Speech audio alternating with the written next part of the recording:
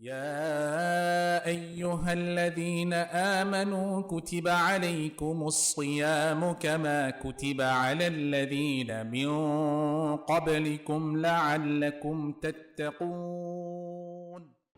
প্রশ্ন এসেছে যে রমাদানে যে লাইলাতুল কদরের কথা বলা হচ্ছে তার কি কোনো নির্দিষ্ট দিন আছে?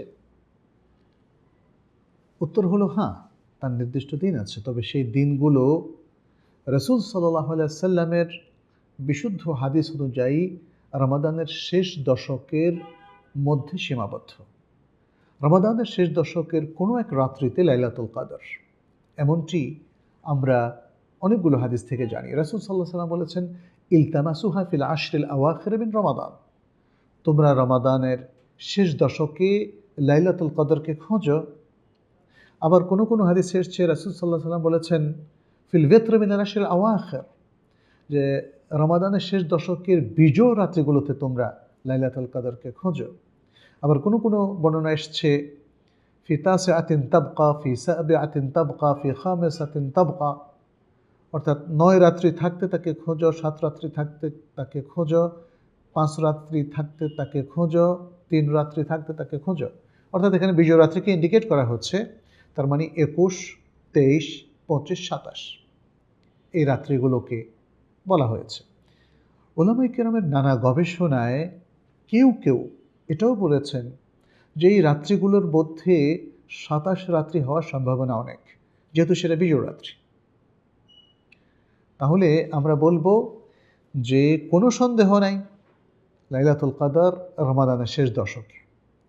অধিক সম্ভাবনা হচ্ছে এর বিজয় রাত্রিগুলোতে, এবং সবচেয়ে বেশি সম্ভাবনা হচ্ছে 27 রাত্রিতে।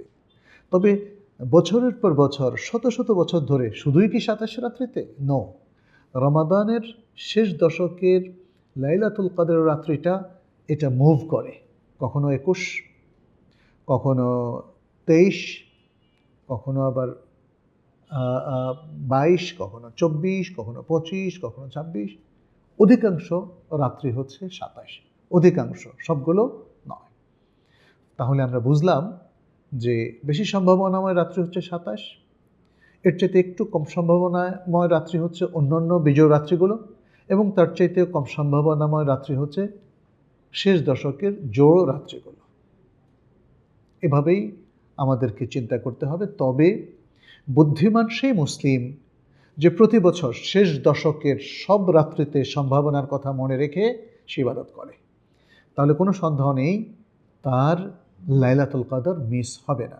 আমি আশা করব আমাদের সম্মানিত মুসলিম ভাই বোনেরা এতটা বিচক্ষণতার পরিচয় দেবেন যাতে কোনো মতেই আমরা লাইলাতুল কদর মিস না করি, যাতে আমরা সন্দেহমুক্ত থাকতে পারি যে আমরা লাইলাতুল কদরকে পেয়েছি।